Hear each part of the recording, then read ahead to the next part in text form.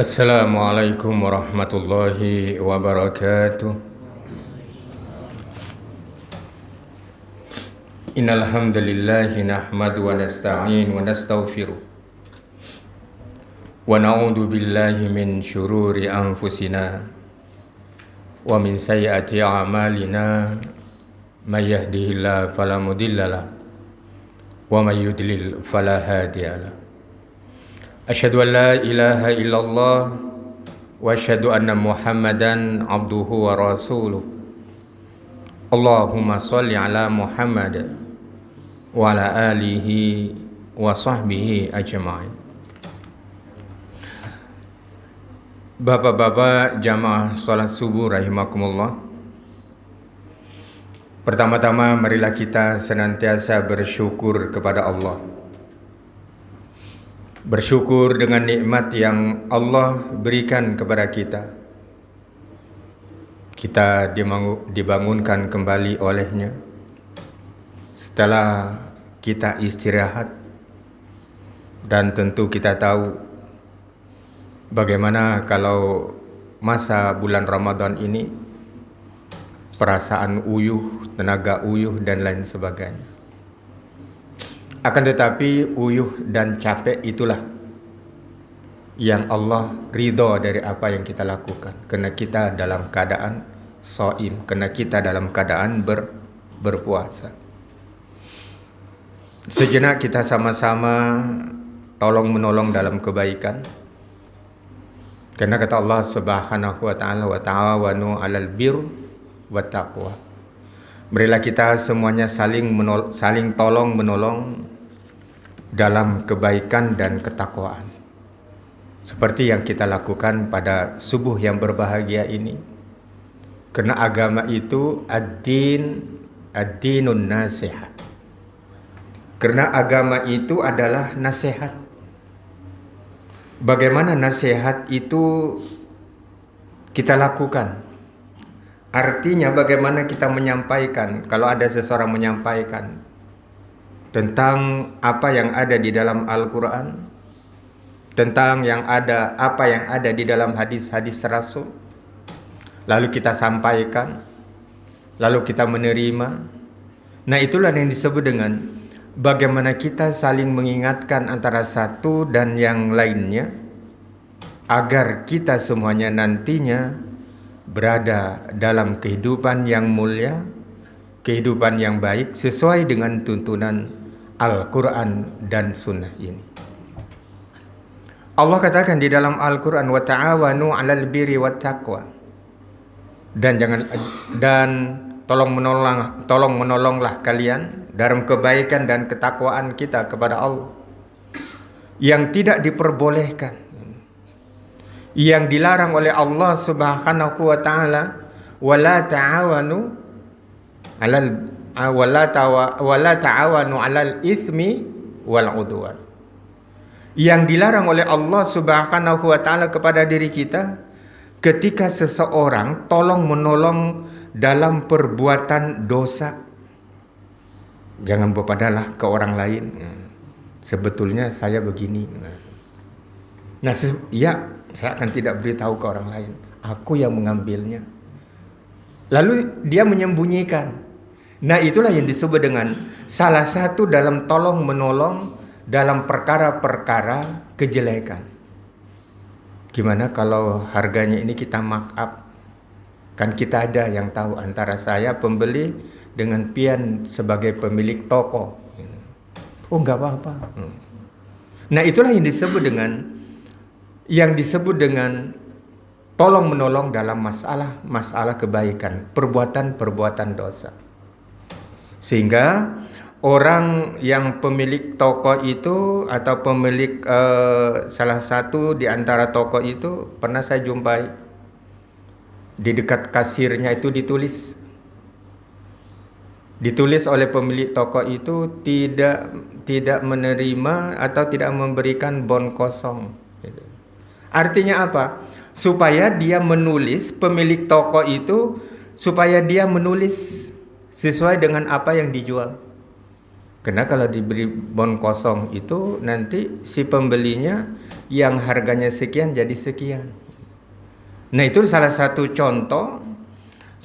contoh di dalam Al-Quranul Karim. Kita tidak bisa tolong menolong dalam perkara kebaikan. Lalu dalam pengadilan misalnya, ada yang disebut dengan saksi palsu. Ada yang disebut dengan orang yang melakukan kesaksian palsu, memberikan keterangan yang seharusnya orang itu memang melakukan sesuatu perbuatan dan dia tahu sebagai saksinya, akan tetapi keburukan itu disulap menjadi sebuah kebaikan. Nah, itulah yang disebutkan kesaksian palsu yang dilakukan oleh seseorang ketika dia berada atau ketika dia menjadi saksi di pengadilan. Bapak dan saudara-saudara jamaah rahimakumullah, ulun pagi ini akan membahas salah satu surah di dalam Al-Quranul Karim, adalah surah yang ke-6. Surah yang ke-6 yaitu surah Al-An'am. Surah Al-An'am. Ayatnya adalah ayat yang 125. Al-An'am. Al-An'am itu kan hewan gitu.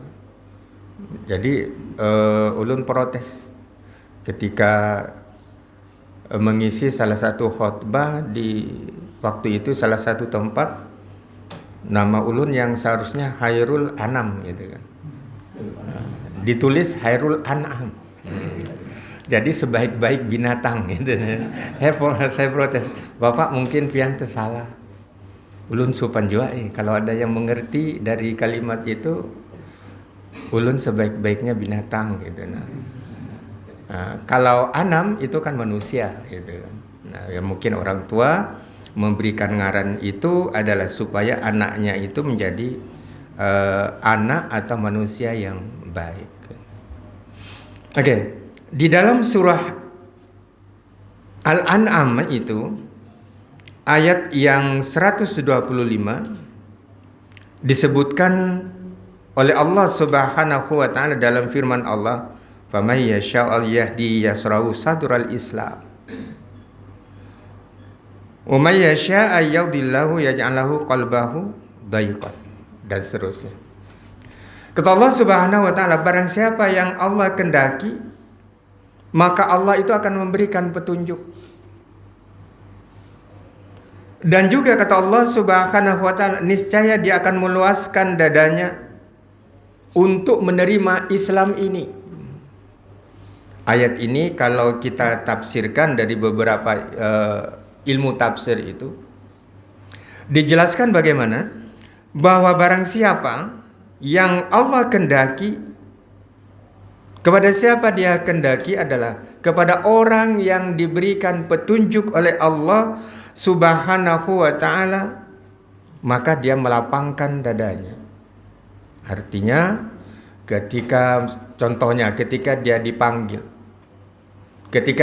oleh Allah Subhanahu wa ta'ala di bulan Ramadan ini, yaitu dengan panggilan yang sering kita dengar setiap penyampaian daripada ustadz itu adalah ya ayyuhalladzina amanu. Artinya adalah ya wahai orang-orang, ya ayyuhalladzina amanu, wahai orang-orang yang beriman. Ada yang bertakon, jadi yang wajib berpuasa itu orang beriman aja ya? Iya memang. Yang wajib berpuasa itu adalah mereka yang beriman. Memangnya pian kada beriman kah? Beriman juapang ya, tapi kada kuat ya. Nah, itulah yang disebutkan. Allah katakan ya ayyuha.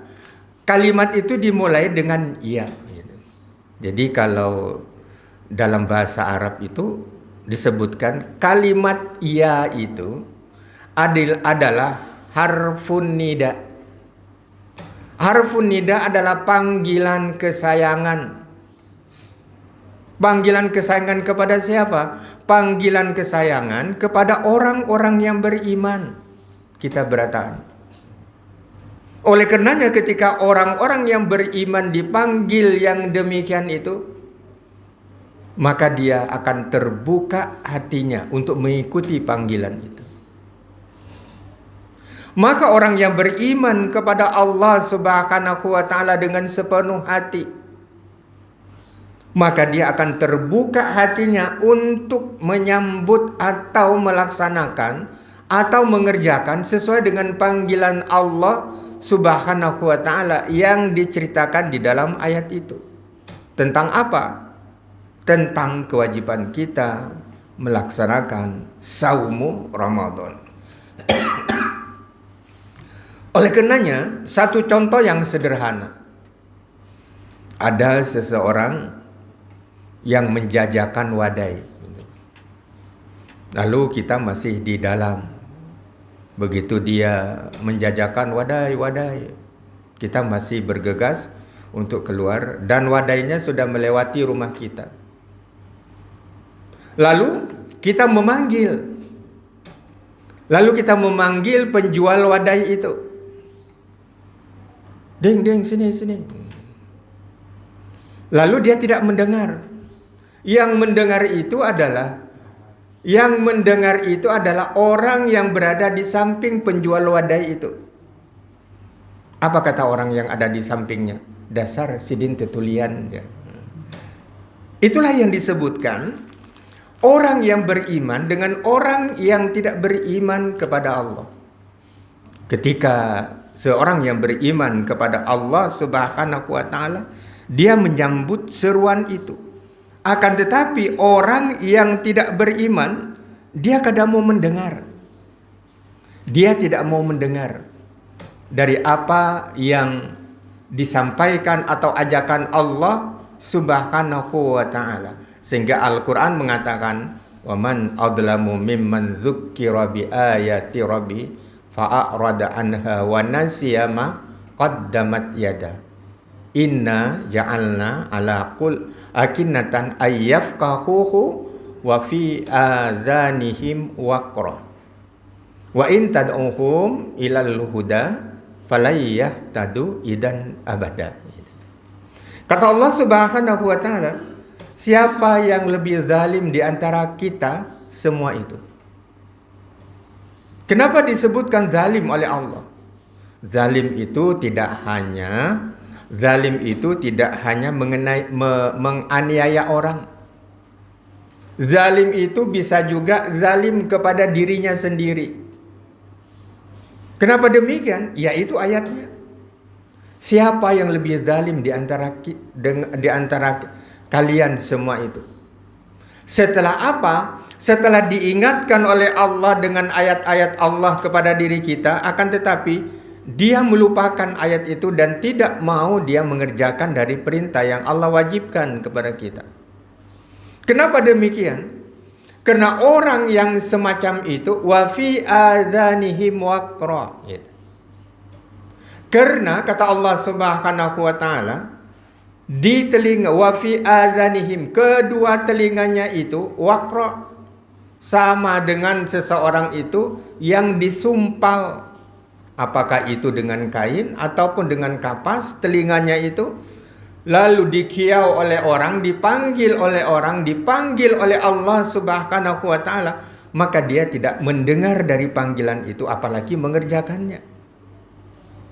Nah, itulah yang disebutkan oleh Allah Subhanahu wa taala di dalam Al-Qur'an pada surah Kahfi yang sering kita baca pada malam Jumat itu.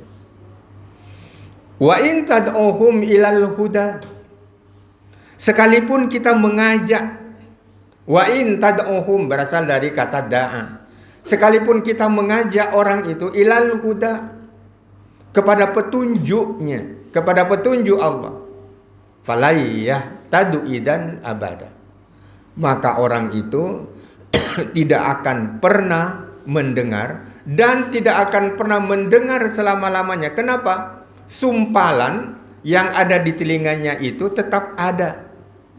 Nah, itulah pentingnya. Jadi apa yang diceritakan di dalam Al-Quran itu pentingnya kita berkumpul. Itu pentingnya kita berjamaah. Itu pentingnya kita menuntut ilmu. Itu pentingnya kita mendengarkan ceramah dan lain sebagainya.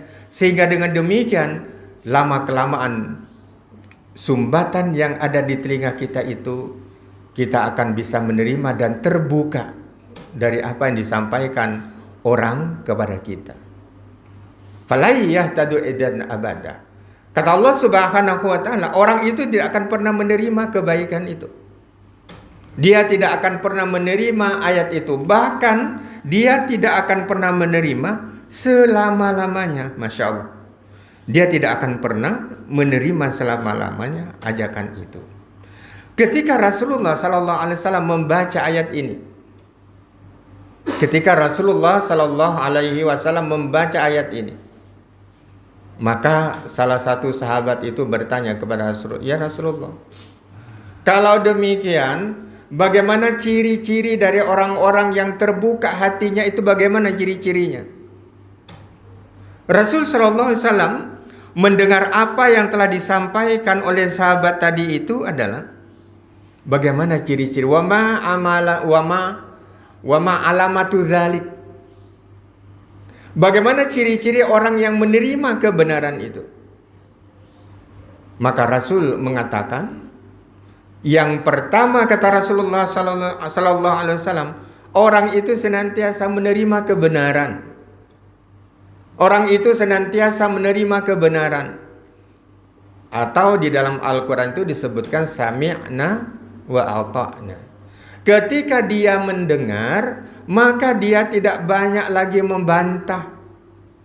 Tidak membantah dari apa yang telah disampaikan kepadanya dari Al-Quran itu. Kenapa ya salat subuh itu 2 rakaat aja? Kenapa salat isya 4 rakaat? Kenapa kadang isya itu 2 rakaat? Tidak penting gitu. Dan memang itu sudah diperintahkan oleh Allah dan Rasulnya. Kenapa harus kita perdebatkan? Kada boleh kita berdoa habis salat fardu. Kan ada yang demikian. Kada boleh kita berdoa setelah selesai salat fardu. Gimana kita? Kita kan salat, berdoa dimanapun saja kita diperbolehkan. Asal kita tidak berdoa di dalam toilet, di dalam WC itu tidak boleh kita berdoa. Makanya kalau kita masuk ke dalam WC itu, maka kita membaca doanya itu di luar lawang sebelum kita melangkahkan kaki kiri ke dalamnya. Tidak ada doa, tidak boleh kita berdoa menyebut asma Allah itu di dalam WC itu. Nah, itulah disebutkan pemahaman-pemahaman yang demikian itu adalah memberikan suatu batasan-batasan yang keliru. Kada boleh berdoa. Tidak ada tuntunan Rasul Sallallahu Alaihi Wasallam, tidak ada yang demikian. Sering kan pian mendengar yang demikian. Semua apa yang dilakukan oleh kita ini salah. Sidin aja yang bujur gitu. Maka kata Rasulullah SAW itu adalah orang yang terbuka hatinya dan mudah dia menerima kebenaran dan tidak menolaknya meskipun kebenaran itu datang dari orang lain. Kebenaran datang dari orang lain seperti ulun menyampaikan ke pian. Ulun menyampaikan berdasarkan dari tafsir. Maka pian mendengarnya lalu melaksanakannya. Itu kebenaran. Itulah yang disebutkan kebenaran. Begitu kebenaran itu disampaikan, dia tidak berpikir panjang. Lalu dia melaksanakan karena itu disampaikan oleh orang lain berdasarkan dari apa yang ada di dalam Al-Quran dan hadis Rasul Sallallahu Alaihi Wasallam. Apa kada saja? Kada sah solatnya, kada membaca bismillah. Kan sering kita mendengar yang demikian. Akan tetapi orang yang beriman dan berilmu itu, maka dia akan bisa menjelaskan. Maka dia akan bisa menjelaskan kepada orang yang mempunyai pemahaman yang seperti itu. Lalu kita ngomong ke dia, kita menyampaikan dakwah kita kepadanya. Sesungguhnya imam itu bukan tidak membaca bismillah. Tapi imam itu membaca bismillahnya itu disirkan, dipelankan. Sehingga tidak kedengaran oleh jamaah. Cuma cukup di telinganya sidin aja yang mendengarnya. Bismillahirrahmanirrahim. Alhamdulillah, baru baca alhamdulillah. Boleh. Atau seseorang itu membaca bismillah dengan jahar, dengan terang. Seperti yang kita lakukan. Nanti kalau kita berjalan kemana, lalu kita umroh dan lain sebagainya, kita akan menemui imam, bukan dia tidak membaca bismillah, akan tetapi bacaan bismillahnya itu disirkan, dipelankan. Itulah yang disebutkan bagaimana seseorang tanda-tanda menerima kebenaran itu. Yang kedua, yang terbuka hatinya, kata Rasulullah sallallahu alaihi wasallam, orang yang terbuka hatinya dari menerima kebenaran itu adalah apa tanda-tandanya, alamatnya. Alamat itu kan berasal dari bahasa Arab. Yang disebutkan alamat di situ adalah tanda-tandanya. Tanda-tanda yang pertama tadi disebutkan, tidak dia senantiasa menerima kebenaran apa yang disampaikan oleh orang lain kepada diri kita. Maka kalau itu mempunyai sebuah dalil, maka kita boleh mengikutinya. Tidak boleh kita mengikuti sesuatu yang tidak ada dalilnya. Orang masuk surga itu gampang gitu. Asal sidin, minum kopi, yang sekarang tersebar di YouTube, di video-video itu. Karena orang yang masih kalau meninggal pada saat dia minum kopi masuk surga. Jadi kalau mau tidur minum kopi, bekas kopinya itu masih ada bekas kopinya, dijamin masuk surga. Dan itu adalah sebuah penyesatan. Sebuah penyesatan kepada umat. Dan itu beredar. Wah, ini kan semuanya itu masuk di TV. Sering kita mendengar yang semacam itu. Dan sekarang beliau itu tidak boleh ceramah. Tidak boleh ceramah lagi. Karena ulun hadir pada saat sidang di MUI kan. Di sidang di MUI itu, bahwa apa salahnya? Karena beliau sering menyampaikan hadis-hadis yang bertentangan dengan hadis yang sahih. Dia mengatakan, mengibaratkan Siti Khadijah macam-macam. Akhirnya majelis ulama itu bertindak, lalu dipanggil di Kiau. Dipanggil baik itu Muhammadiyah, baik NU, Persis, Al-Irsyad, semuanya dipanggil. Lalu akhirnya terbit keputusan beliau tidak boleh menjalankan dakwah selama berapa tahun. Karena dia menyesatkan umat. Nah, itulah yang disebutkan bagaimana orang yang terbuka hatinya itu menerima kebenaran. Itulah tanda-tanda orang yang hatinya terbuka. Sama dengan kita. Kalau kita tidak hati terbuka, rasa koler benar. Uyuh benar kita datang ke jamaah ke musala sini untuk melakukan ibadah salat subuh. Dan godaannya banyak. Jadi godaannya banyak itu, rasa habis sahur itu rasa koler. Sembahyang di rumah cepat, limbah itu hendak guring, hendak madar gitu kan. Nah, itulah yang disebutkan godaan kepada diri kita. Yang kedua, orang yang terbuka hatinya itu, dari ayat itu disebutkan bahwa seseorang yang merasa dirinya lebih baik dari orang lain. Artinya dia merasa berilmu daripada orang lain. Kenapa demikian? Dia selalu menegur dengan apa yang kita lakukan. Apa yang dia lakukan itu? Maka ketika dia berdiri untuk sholat, maka kakinya mengangkang sampai selebar-lebarnya. Dia tidak memikirkan orang di sebelahnya. Katanya itu kalau sunnah Rasul demikian. Tidak boleh kita melakukan ini. Kalau ditegur dia merasa paling baik. Dia tidak mau dari apa yang disampaikan oleh orang lain kepadanya. Yang kedua, Ketika dia sujud, pada saat dia berjemaah itu, maka sujudnya tangannya dinginikan. Sehingga orang di samping terganggu dan tidak bisa melakukan sujud. Padahal cukup demikian, tidak boleh demikian, sehingga kita bisa melakukan sujud juga dan tidak terhalang dari orang itu. Nah, itulah salah satu di antaranya. Sehingga ketika disampaikan kepadanya, orang itu tidak mau menerima. Artinya dia merasa paling baik. Yang ketiga, tanda-tanda orang yang terbuka hatinya itu adalah seperti kita. Kenapa disebutkan seperti kita? Mau belajar, mau mendengarkan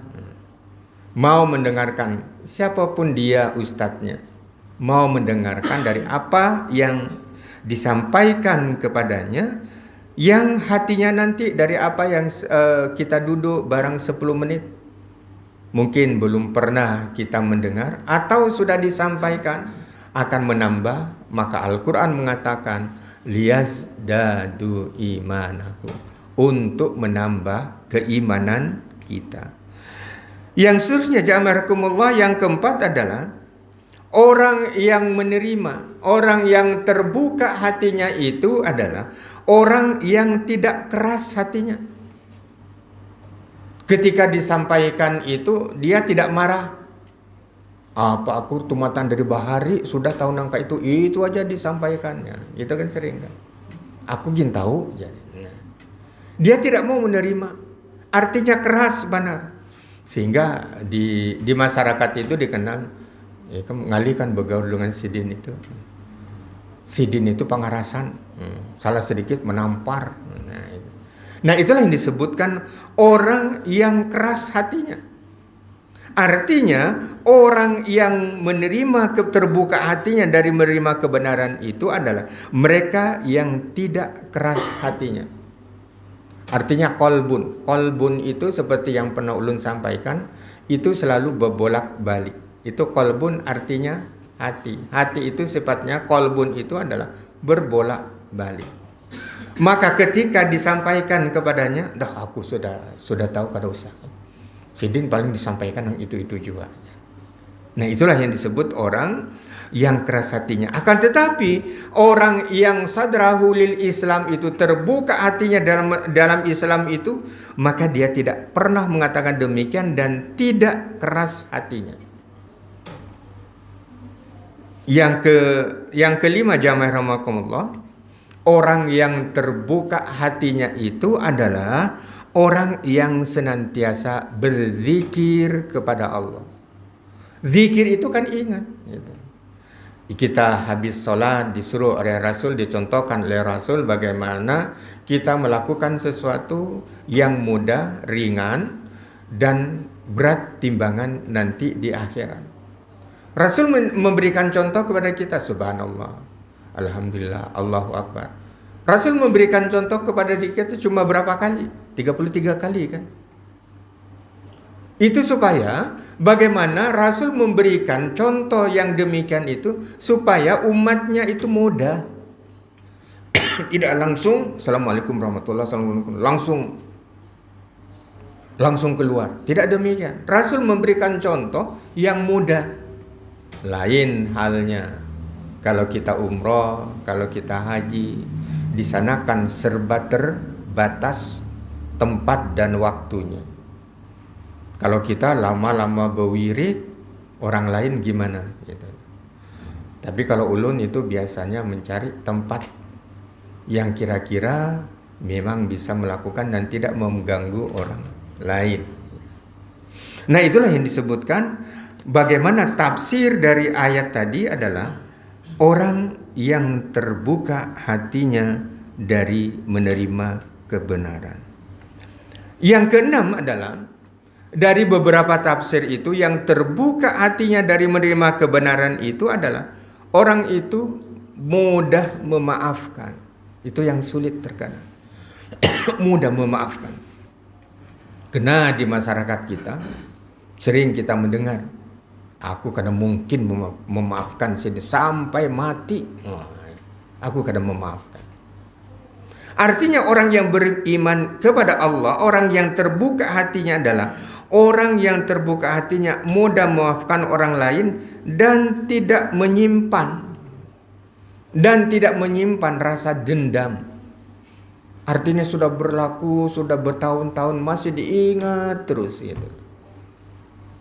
Masih diingat terus. Itulah yang disebut dengan dendam yang ada di hati seseorang itu ketika seseorang itu pernah melakukan kesalahan atau kealfaan kepada orang itu, akan senantiasa dia ingat terus dari apa yang pernah dia lakukan.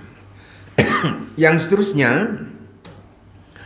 seterusnya adalah orang yang senantiasa terbuka hatinya di dalam Islam itu, yang terakhir itu adalah orang itu senantiasa bersyukur kepada Allah. Orang itu senantiasa bersyukur kepada Allah. Bersyukur bagaimana? Bersyukur dengan usia kita. Bagaimana caranya kita bersyukur? Dengan waktu, dengan umur yang Allah berikan kepada kita. Maka bersyukurnya, dengan cara bersyukurnya adalah melakukan ketaatan dan beribadah kepada Allah dengan baik. Nah, itulah yang disebut dengan orang yang senantiasa bersyukur kepada Allah. Kalau bersyukurnya dengan harta, itu adalah ketika kita mempunyai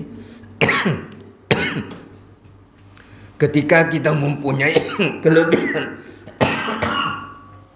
Batuk berapa hari? Ketika kita mempunyai harta, maka kita akan selalu menyisihkan barang sedikit. Terutama pada saat ini. Pada saat ini yang pian ada berkewajiban zakat. Nah, maka kita harus keluarkan zakat itu. Jangan sudah sampai nasabnya, dikurangi nukar apa-apa sehingga tidak sampai nasabnya. Perasaan sayang gitu kan. Ditukarkan gelang dulu, ditukarkan apa. Kada sampai aku nasabnya, nah duit aku ini aja. Padahal itu sampai. Itu kalau punya pemahaman yang demikian itu, maka itu nanti kata Rasul sallallahu alaihi wasallam, orang yang tidak mengeluarkan zakatnya padahal itu sudah sampai haulnya itu, maka nanti akan mengalami kehilangan lebih daripada yang seharusnya dikeluarkan. Nah, oleh karenanya pian-pian nang sugih yang punya harus kita keluarkan zakat kita. Lalu kalau kita tidak sampai nasabnya, usahakan dari harta yang kita miliki itu kita keluarkan barang berapa. Kita sisihkan, berikan kepada keluarga terdekat kita dulu. Kita berikan, kita sedekahkan kepada keluarga terdekat kita. Mohon maaf, artinya keluarga yang kurang mampu. Atau kalau misalnya ada lagi kelebihannya, berikanlah ke anak yatim yang ada di panti-panti itu, atau di mana orang yang memang memerlukan bantuan itu. Insya Allah harta yang kita miliki itu akan menjadi berkah dalam hidup kita. Karena nantinya kata Allah Subhanahu wa taala, al-mal wal banun, semua akan menjadi harta, dan anak-anak kita itu akan menjadi ujian kepada kita. Dan ketika diuji oleh Allah Subhanahu wa taala, diuji bukan hanya diuji dengan kesulitan, akan tapi diuji oleh Allah dengan kesenangan. Ketika kita diuji dengan kesenangan dan kita mempunyai harta yang melimpah, akan tapi tidak mau untuk mengeluarkan zakat, itu yang tidak bagus.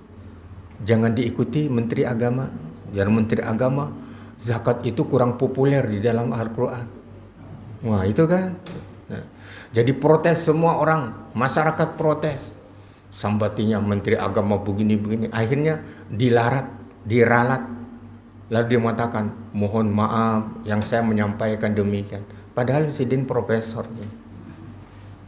Kenapa sampai mengatakan demikian? Ini yang terakhir lagi. Tidak apa-apa kita menggunakan produk Israel, jangan kita memboikot Israel. Nah, itu sesuatu yang tidak baik disampaikan bagi seorang pejabat di suatu negara.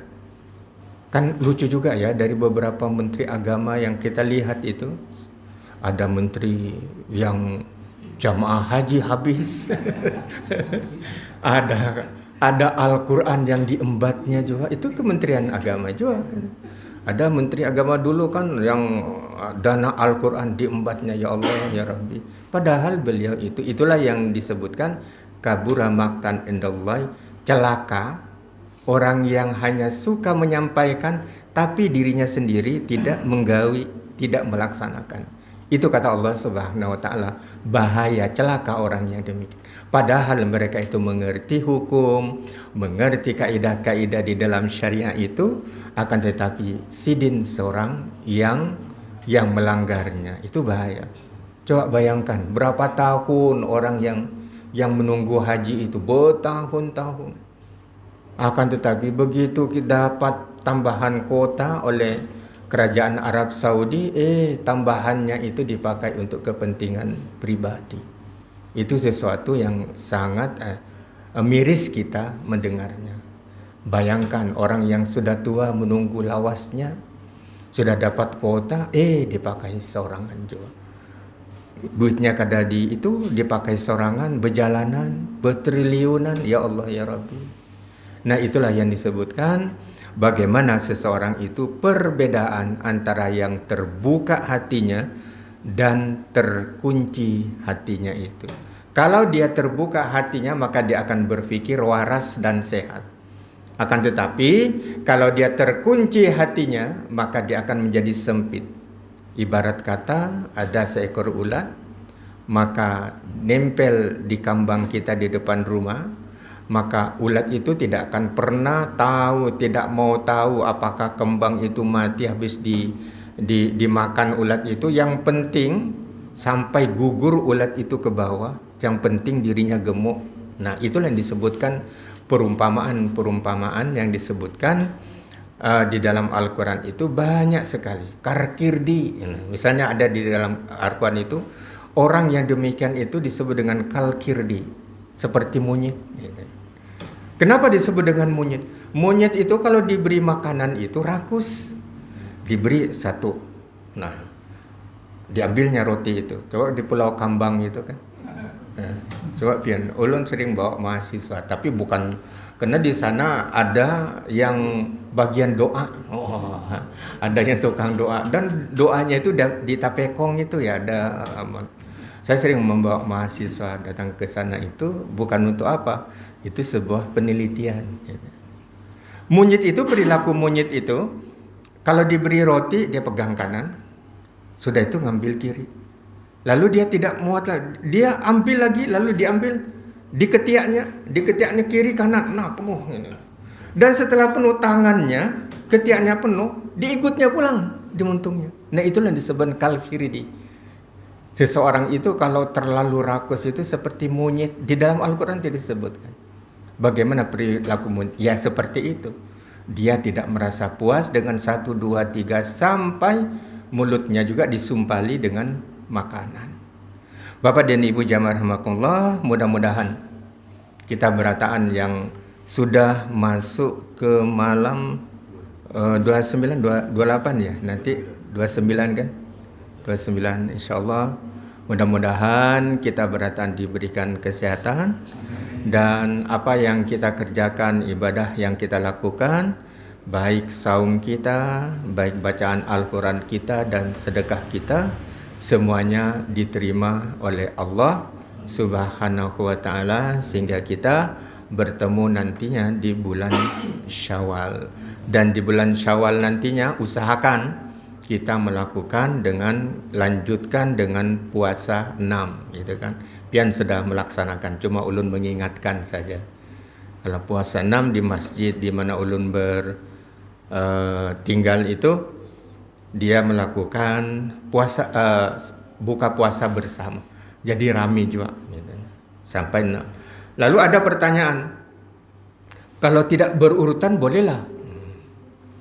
Artinya dari Senin sampai Senin lagi, Kalau tidak berurutan boleh.